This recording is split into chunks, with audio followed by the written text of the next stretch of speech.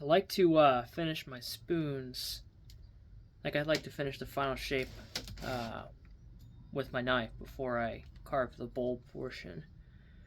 So, and then for this guy right here, I don't know if you can see it. So I've got a general shape right here, and I'm probably just gonna saw this off right here, and then finish it with the knife. But I had something happen where this was getting kind of dull, and my general experience has been if your knife starts to get dull, you get yourself a leather strop with honing compound on it. So this is just a pack of I think you can make your own honing compound. It's actually not that difficult, but I don't have the recipe for it with me currently. So, but you can just go to the store. I think hardware stores like Ace Hardware carries it. At least my local Ace Hardware carries it. You charge uh, your piece of leather with the honing compound, and it's really just a polishing. It's just a polishing compound, but it really like you're not running the risk when you do sharpening and you just touch up your bevel. The risk is that you end up just rounding over your bevel eventually over time. Um, and I just like to do a light touch up of the bevel. Like I need to get this done quickly, and I don't want to be, risking, like I don't want to mess this up. So you just take your knife, run it along. Uh, you can just follow the bevel profile stuff, like where you just put your bevel on there. It's already got its primary geometry, and then it just sort of rides along there. But that just polishes it up. That's not really sharpening, but it does get a nice effect. That's just if you want to be an aesthetics guy and just be like, oh, I want this to look nice too. But if I'm being quite honest, like this is your stuff isn't gonna look pretty. You're not the guy with the Tormech grinder. So, but then we've touched this up. So hopefully I didn't fuck this up and I didn't just like drag it too far along. Oh yeah, that's nice. So this is cherry. It's green, so it's relatively soft to work with. But I can literally just go along. It's like very nice. Actually, that was a good shape too. That's kind of it. Anyways,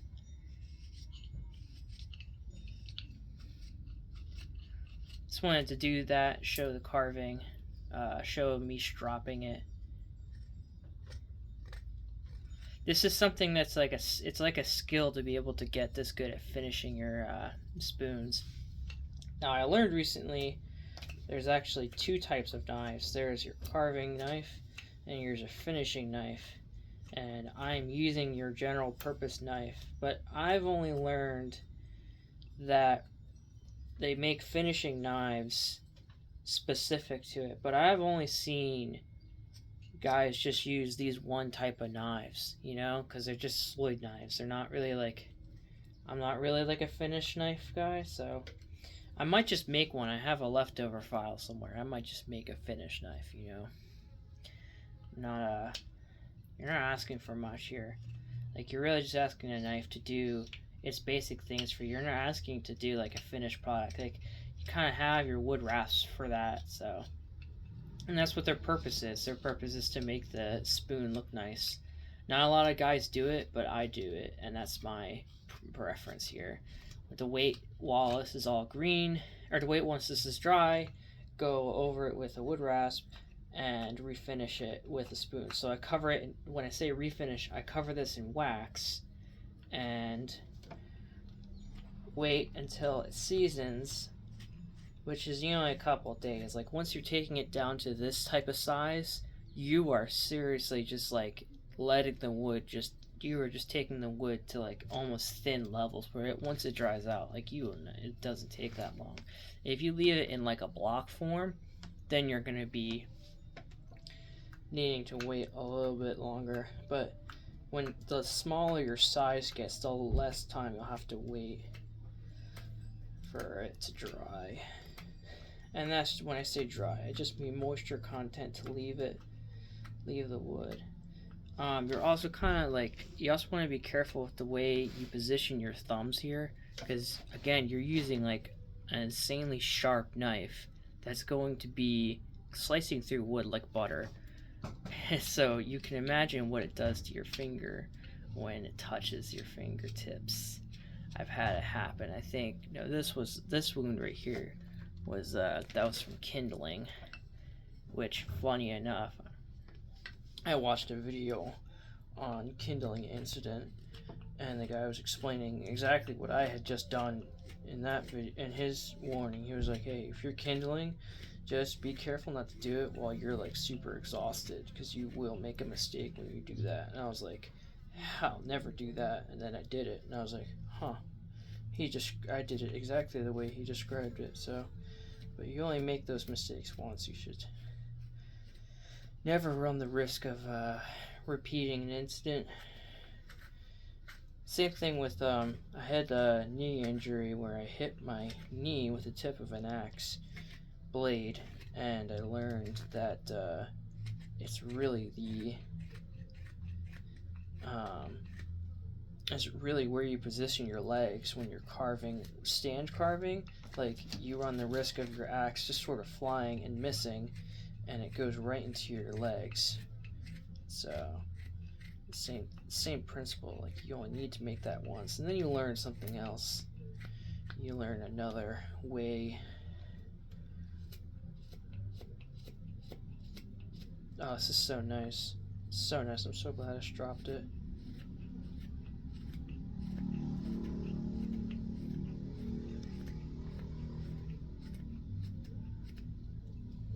There's a Peter Follensby video, and I think it's with another fella who's also a really talented woodworker, and he's just like asking him general like interview questions, and he was showing him there's actually a couple of ways you can grip a knife that lets you get a better control on what you're carving. And so Sloyd knives, I think if you buy a Sloyd knife, there's 3 points you have on here that they will grind in for you. So there's this straight edge right here, there's a curve point right here, and then there's the tip. The tip can get certain radii, but it can also be used to finish a surface, because you're only scraping off a little bit of wood here, so you can get a better look. But there's also certain grips, like your scissor grip, where if I remember correctly, you're taking the tip of it, you're pushing against it, and your wood is sort of slicing like this. That's the scissor grip. So, but right now I am talking way too much when I should be finishing this.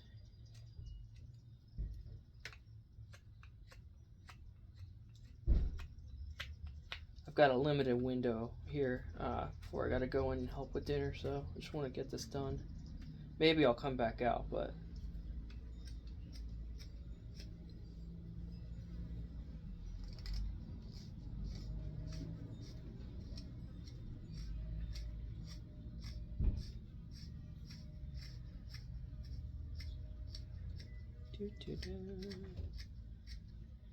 yeah, so this cherry came from a train yard that actually previously had some ash that I went and gathered. And I've been meaning to work with that ash, but I just haven't gotten it out because it's very big and blocky. So it's kind of been seasoning, essentially, and that's been my mistake. I haven't worked that at all. So I think I have... I'm going to start this bowl with my curved... I watched a... I think it was William Sundqvist, Swedish guy, spoon carver, and he showed a method that you start your spoon bowls with a bent gouge. This is a 1-inch sweep, not 1-inch sweep, a 1-inch curve and width spoon gouge. I think you could get away with a 3/4, and you'd have a better starter like a better tool for starting your cuts. So I still have, like, this lets me, I might get a 3/4 inch gouge from, and probably get a file or file, whatever, but they do. But this is literally, like, I have a spoon adze up there, which I got from a local blacksmith, not a local, an Etsy blacksmith who was just starting out, and his stuff was pretty nice, and he didn't really, like, he was just selling like regular adze that he reforged from a hammer.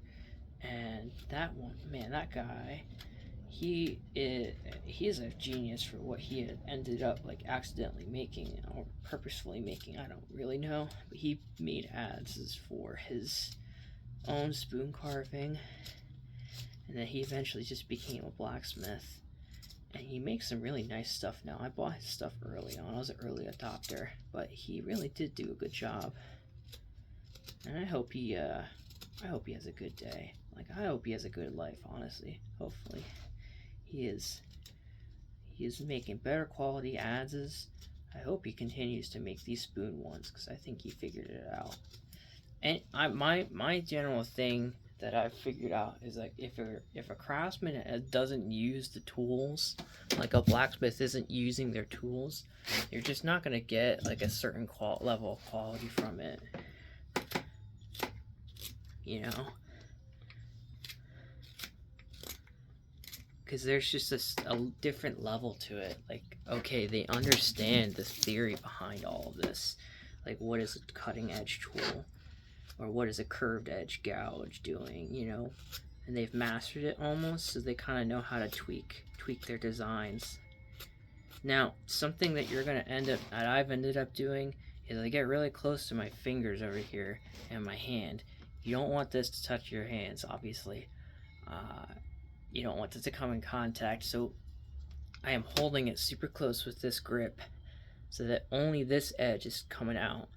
I don't run the risk of, like, I have enough control where I can't run that risk of just sliding and hitting my hand.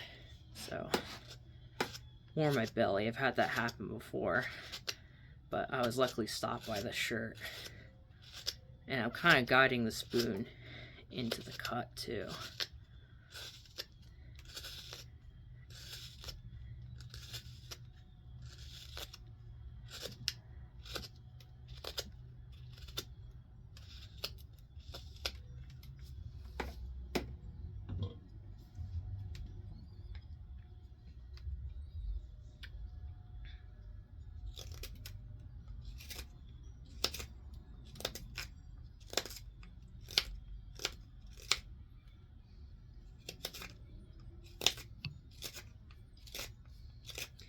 You know, there's always like a guaranteed risk that you're gaining with this, which is like there's just a chance something can go wrong, and you just gotta learn how to control your ability to avoid it.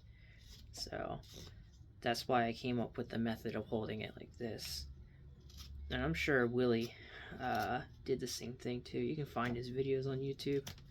There's someone did a documentary where they went and visited him, and he showed some pretty cool stuff, how he carved, and I just took some lessons from it. I was like, okay, so he did it this way, so I'll do it this way. I have a spoon gouge already, bent spoon gouge.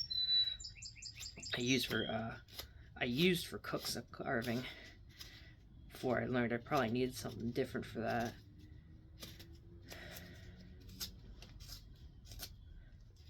Yeah.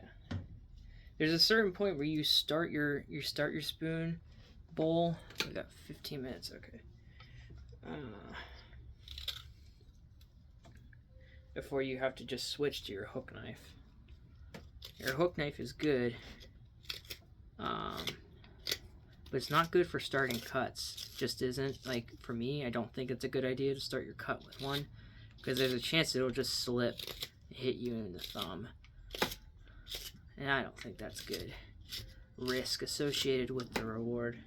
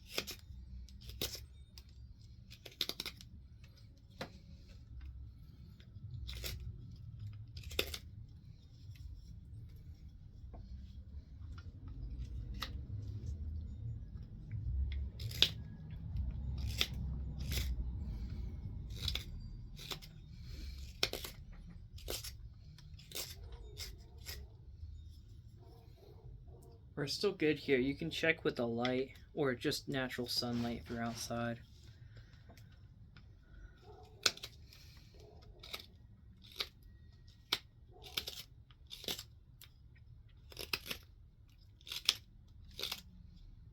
So again, I might abruptly end this because of I still live with my parents, so they asked for help with dinner, which is fine.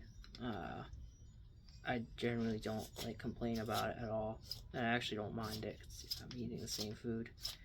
But yeah, they're gonna be asking about that in a little bit.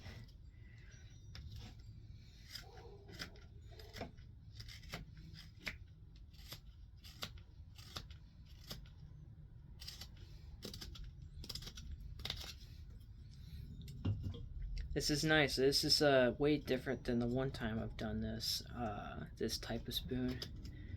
There's just so much you learn from it.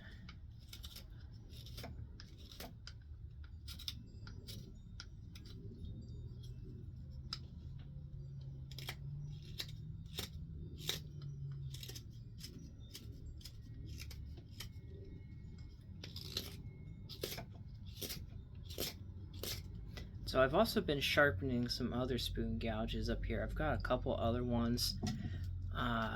This one. This is from a guy's like carve forge or whatever. I don't really like. No offense to the guy, but there's just something like strange about it that it doesn't work properly. I've been trying to sharpen it different ways. Okay, it's working in this cut. Maybe it just had been that I was using the wrong kind of spoon blank to test this on because it was kind of seasoned. So, all right. Oh yeah, it's working much better for this soft cherry. Maybe I'll stick with this. Holy shit! Maybe I just made a mistake here. I thought this that spoon I was using this guy right here, and it's seasoned a little bit. It's like some sort of mulberry, and I was like, this sucks. I can't use this. Spoon knives, and suddenly they're performing much better because I'm using green wood. There's a big difference between these two things, and I find that very funny. Alright, how are we doing? We're still good. Yeah, dude, this is weird.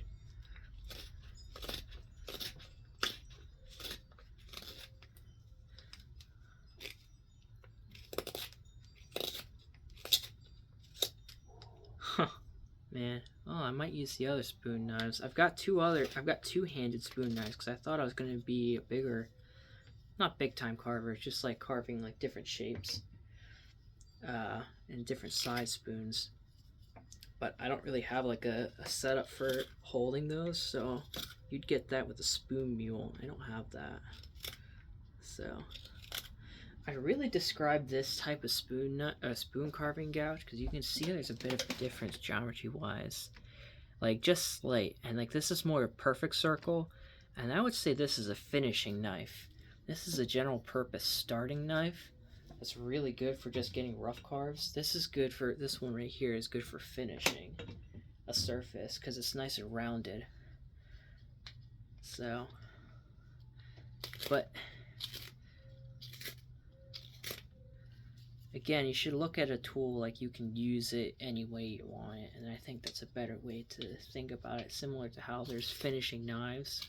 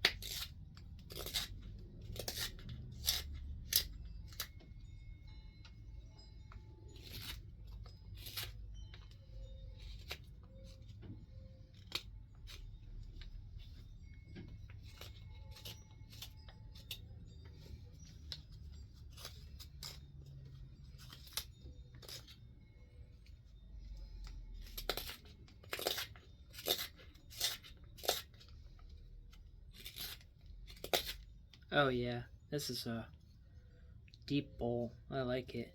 Let's see. Okay, we're running into... There's some light showing right around this surface, so I am running out of space. And eventually I'm just going to have to only focus on this area. So...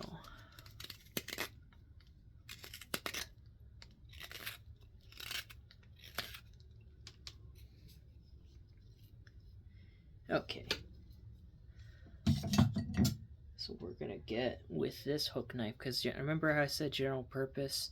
It has this little part right here, where this is almost straight. Like this is the curved gouge part right here that lets you cut into it. And this part is actually beveled, so you still have a little point here you can just finish.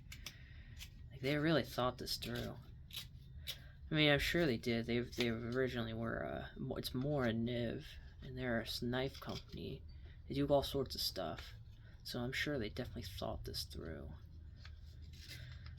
To an insane degree.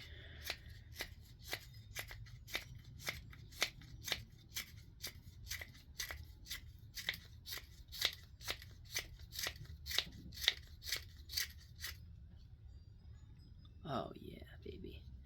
We're in the good stuff.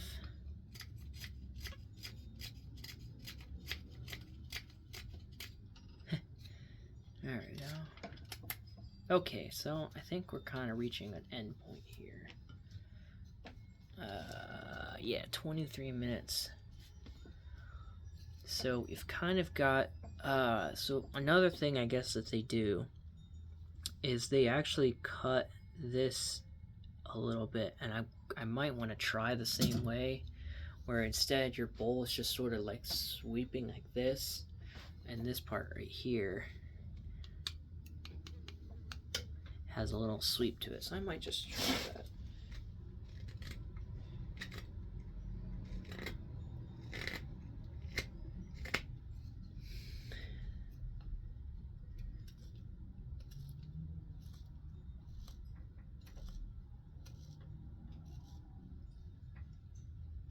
That's working. Okay.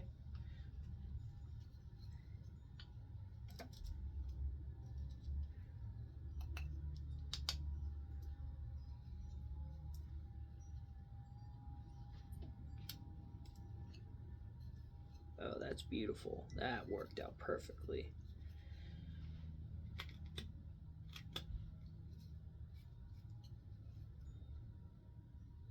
Oh, that's beautiful. Oh, that worked out beautifully. Look at this. Oh, you can see it. Yeah. That's beautiful. Oh my gosh. Credit to the people who have figured this out before me.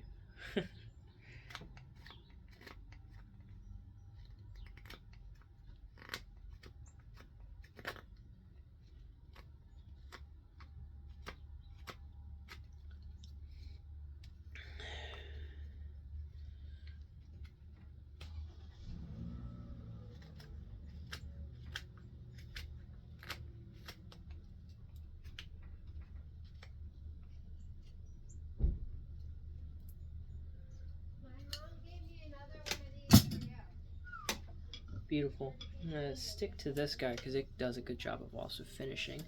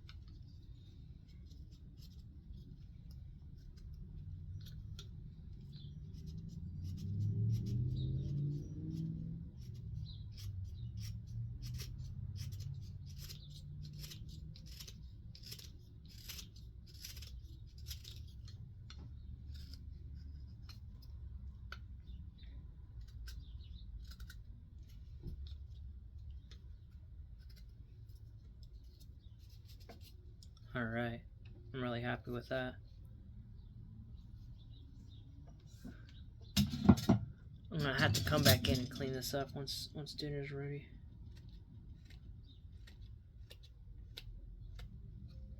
That's much better. Oh, beautiful. Alright. I'm also going to saw this off. So I've got like 3 minutes. I'm going to finish this recording and finish this shape. So, but here it is. It's pretty good. It's going to finish nicely.